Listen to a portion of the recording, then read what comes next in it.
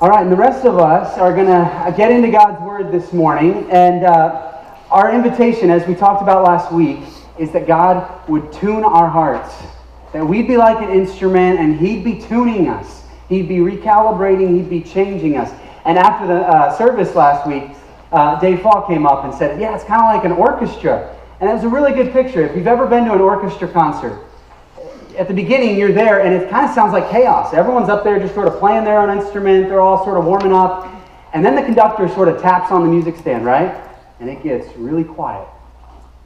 And most of the time, either the first chair violin will stand up or the oboe will stand up, and they'll play a note, B flat, and the whole orchestra will then tune to that B flat. Well, that's what's going on here. We all came in. We're our own instrument, and we're all coming in. We're playing. We're doing our own thing. And then we get quiet. And we sit with the Holy Spirit, we sit in God's presence, and we say, God, tune us to your heartbeat. That's what we're doing. And this morning, we're going to get into God's Word through, by means of a kind of an obscure hymn. The hymn, Dear Refuge of My Weary Soul. Anyone ever heard this hymn before?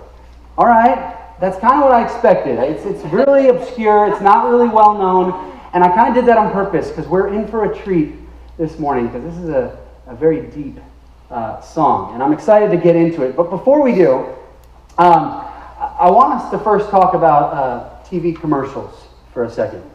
TV commercials have become more and more entertaining over the years. In fact, a lot of times I enjoy the commercials more than the original program I set out to watch.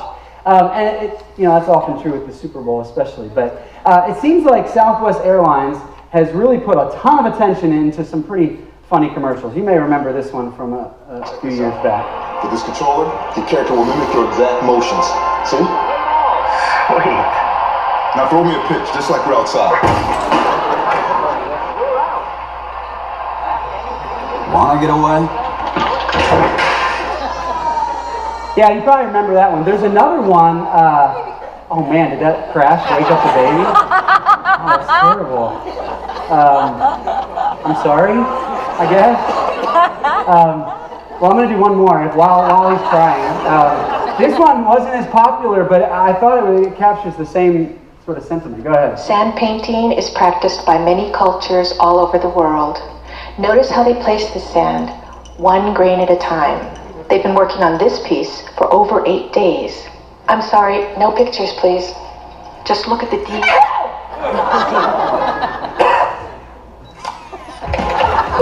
You are now free to move about the country.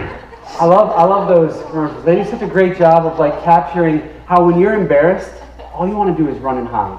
You want to get out of there as fast as you can. Like if you've ever fallen in public, at that moment you don't care if you're hurt. What you care about is, did anyone see that?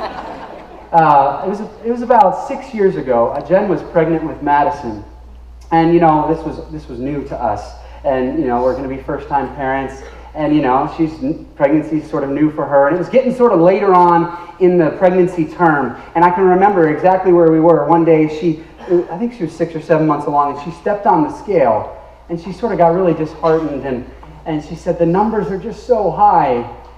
And being the emotionally intelligent wordsmith that I am, I said, well, you've gotten a lot bigger.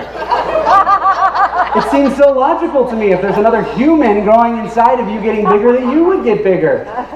But that didn't help. I know now that's not what you say in that moment. And I really wanted to hide. I wanted to escape. I wanted to run away. And that feeling of embarrassment, it makes us want to run away. But that's not the only emotion that makes us want to run and hide and escape.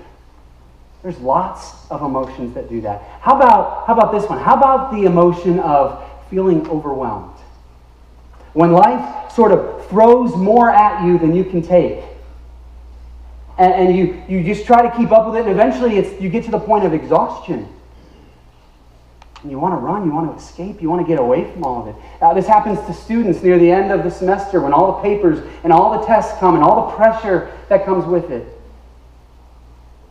This happens to some of us when we have a big deadline or a really important meeting and there is a lot riding on it. And you just feel the pressure and you just want to escape and get away from it. Parents feel this a lot when the weight of raising their children, that's a huge task. There's a lot riding on it. And this feeling of feeling overwhelmed, there's times you just want to run away and hide. How about when you feel hopeless or you feel despair? When as much as you try to parent your children, they're walking in the wrong direction and there's nothing you can do. How about when there are those feelings of loneliness or death of a dream, death of a loved one? And there's just so much pain, and you just want to escape it. Now, I know some of your stories, and I know the pain that came in here with you. And way more than that, I'm sure there's so much pain that I have no idea about that came in here with you.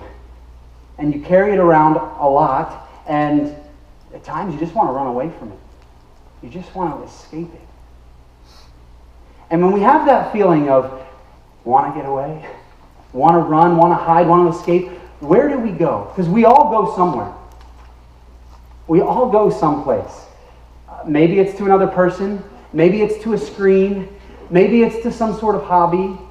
And it's not always real damaging places that we go. I mean, this happens all the time in ordinary life. Think of the last time you were in a crowded elevator. It's sort of awkward, right? You don't want to make eye contact. You don't want to talk with the other person, so you find yourself reading the elevator permit that's hanging on the wall. And you're like, I'm really glad this elevator's been inspected. That provided an escape from that awkward situation. We run to all sorts of different escapes. Sometimes we run to our work as an escape. I was talking to a friend a couple months ago, not here, and he was telling me that after the weekend, being home, he can't wait to get back to work. That home life, the raising preschoolers, the stress of trying to maintain harmony in his marriage, by the end of the weekend, he can't take it. He needs to get to work to sort of escape all of that. When our son Nathan was born, that was certainly one of those seasons for me that I was way overwhelmed. In his first year of his life, he spent over 100 days in the hospital. And you know how I passed a lot of that time? Netflix. Seriously, I'm not proud of it. And I didn't even realize what was happening at first. But all of the pain, all of the overwhelmedness that I felt, I didn't want to deal with it. I wanted to escape from it. So I turned to a B-rated Netflix series. Where do you run? Where do you go for your refuge, for your escape, for you to be replenished? Because that's the power of this hymn that we're going to look at this morning. There's many other hymns that we're going to cover in this series that are very well known, that have meant something to you in the past and you love them. But these hymns aren't significant because of the nostalgia we feel when we sing them. It's because of the deep theology that's in them. And that's why this hymn that we're going to learn this morning is so important. It has some deep theology, and they just don't write songs like this anymore. Songs that have this sort of raw, honest confession, sort of coupled with this deep, abiding worship. So let's look at it together. I actually printed it in the worship guide, so you can have the words, but we're going to have them up on the screen as we talk about it. But that's just so, as you know, you can have that when you go home. Here's the first verse. Dear refuge of my weary soul, on thee when sorrows rise, on thee when waves of troubles roll, my fainting hope relies. To thee I tell each rising grief, for thou alone can heal. Thy word can bring a sweet relief for every pain I feel. Now, there's actually a psalm behind this first verse. It's that great declaration of who God is found in Psalm 46, verse 1, where it says, God is our refuge and strength, an ever-present help in trouble. Many of you probably even have this psalm memorized. Now, this is actually kind of an unfortunate translation when you look at the Hebrew. The first phrase is right on. God is our refuge and strength. That's exactly literal from the Hebrew. But the second phrase, an ever-present help in trouble. In English, this sort of takes a time focus. God's help is right now, in the present. And certainly that's not wrong. But the Hebrew literally says God is a very great help in trouble. So where in English it sort of highlights the timeliness of God's help, the Hebrew focuses on the magnitude of God's help, that He's capable to help and He's willing to help. That He can speak a word of relief or comfort. It's a declaration of faith in the midst of something really hard. I have a God who's capable and willing to help. And over again in the Psalms, this idea of God being our refuge, you see it over and over again, 37 times in the book of Psalms. It's this image of protection, of safety. I'll show you another one. Psalm 18:2. The Lord is my rock, my fortress, my deliverer. My God is my rock in whom I take refuge. God's impenetrable. He's this place of protection and safety. Other places in the Psalms, this picture of God being our refuge, it's used as safety for the weak, or comfort for the poor, or shelter for the righteous amidst the wicked.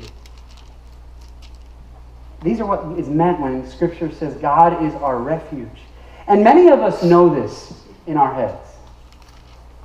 You know, I know God's a refuge for my weary soul. I know I can share all my griefs with Him. I know His Word will speak to it. We know this in our heads, but when the storm actually comes, it's really hard to go from our heads to our hearts and to actually experience this. So how do we navigate this? And this is where the second verse of this hymn really helps us. It really sets it apart from lots of other songs. There's lots of songs that talk about God being our refuge, about God's power when we go through something hard.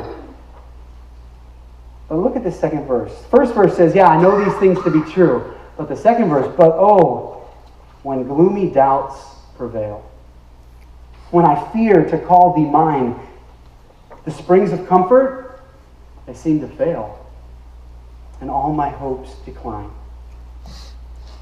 Have you ever been there? I mean, what an honest confession. And our faith has to allow for this kind of confession. That even with God, life can be hard, it can be confusing, it can be filled with doubts, it can be unmanageable, even when we're squarely relying on God as our hope.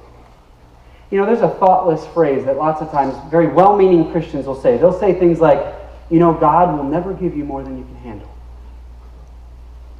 And I want to say, have you ever read the prophets? Tell that to Jeremiah. Of course God will give us more than we can handle, because we were never meant to walk through life without Him. Amen. Life can be really hard, and our faith has to allow for this sort of raw, this sort of honest confession. Because if not, we're going to go through life doing what I call, and I made this up, cliche. It's not really a verb. But if we don't leave room for this kind of confession, we're going to go through life, and when we interact with something really hard, we're going to just sort of paste some sort of Christian cliche on it and then try to move on and not really deal with the deeper pain that we're all feeling. We're going to try to live with our head in the clouds and not in the reality of the moment. Our faith has to hold up when we're going through the deep waters, or it's not worth holding on to at all. And in fact, the Psalms, they won't let us get away with a faith that just sort of stays in this cliche world. Because the Psalms deal and they acknowledge with the pain and suffering. The book of Psalms, it's basically a collection of songs that ancient Israel used to sing. And of the 150 Psalms, they break into lots of different genres. But think about this. One of the genres of the Psalms is the genre of lament. And we'll talk about what lament means, but I just want to break it down. Of the Psalms, the genre of thanksgiving, Psalms of thanksgiving, you know how many there are? There's 16. The Psalms of praise, that's probably what we think of most when we think of the book of Psalms. Psalms of praise, there's 30. Psalms of lament, there's 42. A third of the book of Psalms is this lament. Now, what is a lament? I like Chris Rice's definition. He says this: lament is not despair. It's not whining. It is not a cry into a void. Lament is a cry directed to God. Lament is, God, this is hard. God, this is not fair. God, this is not right. God, this doesn't feel good. That's what a lament is. Now, how does a lament make you feel? It's kind of a downer, right? Like, you know, when someone comes up to you and says, how you doing? The but you're not really doing well, usually we don't usually say that. We usually say, oh, I'm fine. Because we don't want to be a downer. But what a comfort it is that God's Word leaves room for lament. Lament, it's not a denial of faith. You know, if we were denying our faith, we wouldn't cry out to anyone. The fact that we cry out to God with our sorrows, with our grief, is an incredible step of faith. It's the first step of faith. Lament is fertile ground for real, authentic thanksgiving, for real, authentic worship of who God is. Think of it this way. This is the picture I've been sort of thinking about. Lament is ambidextrous. Okay? In the right hand, lament holds on to all of our pain, all of our grief, whatever we're dealing with. It holds on to that. It doesn't try to brush it away. It doesn't try to pretend it doesn't exist, live with our head in the clouds. No, lament says, life's hard. But it doesn't just stop there. In the left hand, it holds on to God. And I like this verse. In the first verse, that's the right hand. God, I have doubts. God, I have fears. I'm not experiencing your comfort. Your hope, it's declining. That's the right hand. But in the left hand, look at the next verse. Yet, gracious God, where shall I flee? You are my only trust. And so my soul, it clings to you, though I lie prostrate in the dust. I mean, what a picture. If everything around us is turned to ashes and we're just lying there, nope, God, I'm still holding on to you. That's this declaration. Even if everything was reduced to dust, I'm still holding on to you. Lament, faith, and the pain of life sort of go hand in hand. And in this third verse of this hymn, there's a real honest question. It's the question, God, can I come to you with my complaint? Can I come to you with my sorrow? Look at the first half. Hast thou not bid me seek thy face? And shall I seek in vain? Can the ear of sovereign grace be deaf when I complain? If you like to people watch, I like to people watch. You like to people watch sometimes at the airport? Or, you know, if you ever go downtown where there's lots of people on the street and you just sort of watch, you know, a lot of times there'll be panhandlers or people like that asking for help. It's fun to watch how people respond to that, to people who are really in need. It makes people really uncomfortable. They don't know how to respond. Someone will come up to them and either they'll ignore them completely, or maybe they'll just give them whatever they need as sort of as fast as they can, as short as they can, and sort of be on their way. Is that how God deals with us in our neediness? Does he sort of get put off? Is he sort of repulsed by us? Does he sort of give us what we need but kind of wishes we'd sort of be on our way? Does God tune out when we start complaining? Do we have to clean ourselves up before we go to him? Look to the second half of this verse. No. Still the ear of sovereign grace attends the mourner's prayer. Oh, may I ever find access to breathe my sorrows there. The song says, bring your sorrows. Bring your grief. Bring your complaints. God will hear. He attends the mourner's prayer. Access will be granted. And then here's the last stanza. It says, thy mercy seat is open still. Here let my soul retreat. With humble hope attend thy will and wait beneath thy feet. Mercy seat, it's a really technical term. In the Old Testament, in Exodus, God gave the people very specific plans, almost like architectural plans of how they were to worship him. God cared about every detail when it came to his worship.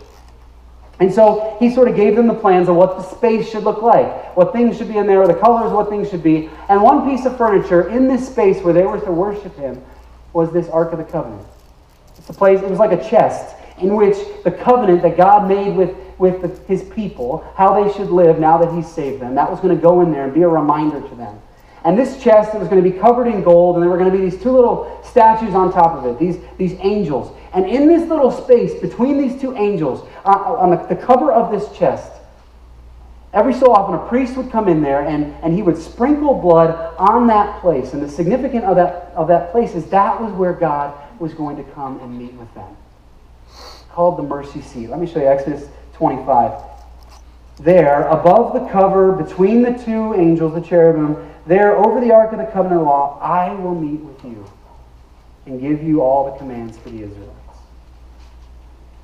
Now, it gets even crazier, because later in the book of Hebrews, the author says that, you know that space that I gave you of how to worship me, that's just a mini model of what the heavenly space where you're to worship me is supposed to look like. And the connection between that mini model and the real space, the connection between the two, is that mercy seat. It's like, if you're a sci-fi fan, it's like the portal that connects this world to God. It's where God meets with us. If you're not a sci-fi fan and you're more of a techie IT person, it's like the data access point where God taps in. If neither of those do it for you, I have no more metaphors for you. Okay? It's the place where God meets us. And you hear what the hymn says? The mercy seat's still open. God still wants to meet with us. So this idea of God being our refuge, it's not that just God provides a safe place, God provides a comfortable place. No, it's a place where God meets with us. That's what happens. And so we go. We go as we are to meet with God. But there's some complications there. When you take impure worshipers and tell them to go as they are to meet with a holy and transcendent God, lots of things can go wrong.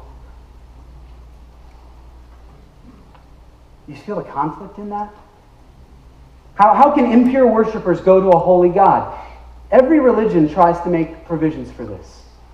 They'll tell the worshipers you need to do certain kind of rituals. You need to try to clean yourself up the right way. In fact, every religion has a person that helps with this. They call them the priests.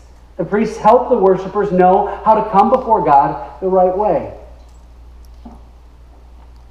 But do you see the difficulty in this? How can worshipers, impure worshipers, come before a holy God? This is the good news of Christianity, of what Jesus Christ came to do.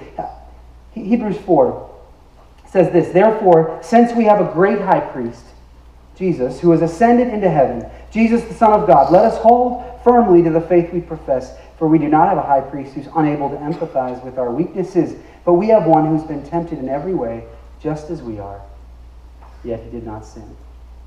And earlier in chapter 4, it says that this same priest, Jesus, went in to the Ark of the Covenant and sprinkled his own blood on the mercy seat. Here's the flip that happens in Christianity. We don't clean ourselves up and then come to God. We come to God and then he cleans us up. We come to him and then he covers us with his blood. That's why we can go to him in confidence. We can go as we are. Why he can be our refuge for us. Look at how it ends in verse 16. Let us then approach the throne of grace with confidence, so that we may receive mercy and find grace to help in our time of need. We can go in confidence, and we can also go in our neediness to God. So let's talk about how we do this. How do we make God our refuge? I wish there was a formula or some sort of incantation I could give you that all of a sudden would automatically make God a refuge for you. There really isn't one. But let me just give a few simple thoughts, and they're really simple. In fact, you might ask for your money back after you hear these just really simple ideas. But here they are. First, it's really an idea of practice. Practice making God your refuge. It's a thing of repetition. I mean, how do we get better at anything? It's through practice. If we want to change a habit, we have to practice it. Make God your first refuge, not your last resort. And here's sort of what I mean by that. When you and I are beginning to feel sort of attacked from all sides, when we're starting to feel that pressure, and we sense, man, I just want to escape.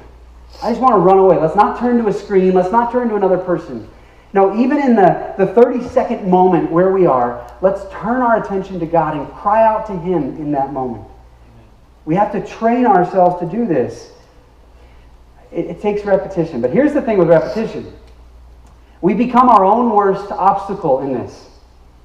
Okay, so here's how it happens. Say later this afternoon, having just heard this message and having thought of God as our refuge, say this afternoon, you start to feel sort of overwhelmed with something, so you think, hey, I'm going to make God my refuge. And in that moment, you stop, you turn your attention to Him, you pray to Him, and in that moment, God sort of, in His way He does, He reminds you of His presence, and you're like, all right, and you kind of get up and you move on. And then like 2 hours later, the exact same situation happens. And all of a sudden, you feel overwhelmed by the same thing, and you're like, well, I just went to God with that a little while ago. So maybe I'm a little bit stronger now to sort of withstand it a little bit more. And we sort of get in our own heads, and we think, man, if I go to God, He's going to say, weren't you just here like a few minutes ago? Are you really dealing with that again? And we think that's going to be God's attitude toward us. And we get in our own heads, and we think the longer we've struggled with something, the stronger we should be able to hold it, deal with it on our own. And that's not it at all. A mature Christian isn't somebody who runs to God less. A mature Christian is someone who runs to God faster, more often. Someone who recognizes their own neediness. I love this quote by Philip Yancey. He says, "A funny thing I now see, that it is our neediness, our sense of incompleteness that drives us to God. And grace comes as a gift received only by those with open hands. And it's often failure that causes us to open our hands." So what a great invitation. God says, no, don't wait until you've got it all figured out. Don't wait until you've cleaned yourself up. Don't wait till you feel strong enough, until all your ducks are sort of in a row. Just come. Just come as you are. My Son came to make a way so you could come as you are. Just come. Come to me. I'll clean you up. But where do we go? We meet God in the stillness, in silence, in solitude. And friends, I've got a lot of room to grow in my experience of silence and solitude. There's not a lot of that in my life. But as you know, as I know, some of the most powerful times where God has been a refuge to me have come when I've actually done the work to get quiet and listen to Him. And as much as there's not a formula for making God your refuge, there actually is a formula for making sure God's absence.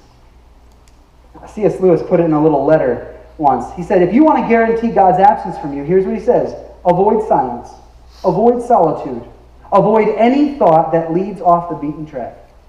Concentrate on money, sex, status, health, and above all, on your own grievances. Keep the radio on, live in a crowd, use plenty of sedation. If you must read books, select them carefully. But you'd be safer to stick with the papers. You'll find the advertisements helpful, especially those with a sexy and snobbish appeal. It says distract yourself as long as you can. That's the surest way to make sure God's not your refuge. Silence and solitude. Here's the last idea. This is brief, but link arms with other travelers. Other people. We need those in our life, people who are safe. People who are also ambidextrous, who can sort of hold on to our pain and sort of acknowledge that it's there, and they're not just going to preach to us, they're not just going to try to fix us, they're not just going to give us Christian cliches, but they're going to sit with us in the dust, and they're going to cry out to God with us. Those are the kind of fellow travelers we need. So when we look at this hymn sort of in its entirety, "Dear refuge of my weary soul," and we ask, what does this look like? I think it looks like the life of a woman named Anne. Anne, at the age of 3, her mom sort of suddenly passed away.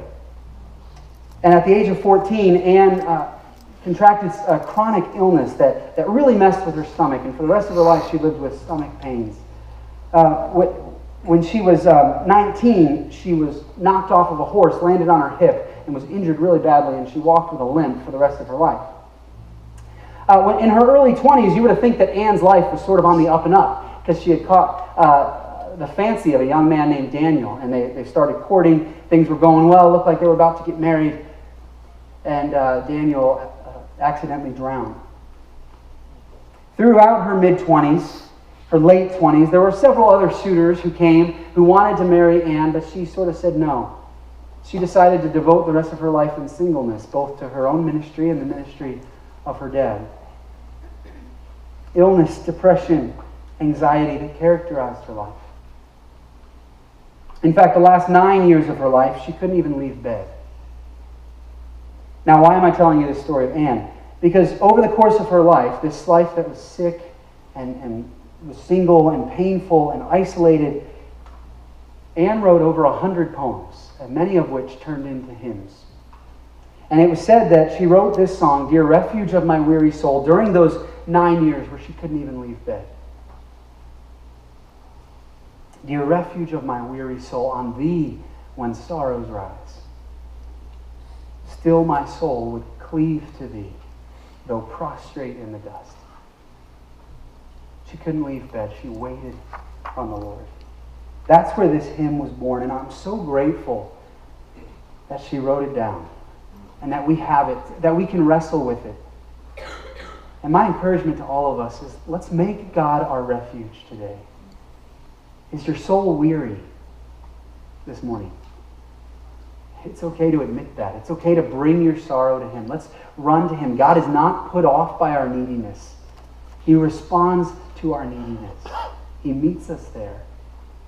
So let's hold on to our pain. Let's hang on to Him at the same moment. We're going to sing this hymn. And it's a new one to all of us, but it's really easy, so we can learn it. But if it's too hard to sing these words this morning for whatever's going on in your life, just receive this as a prayer over you. Okay? Let me pray and then we'll sing.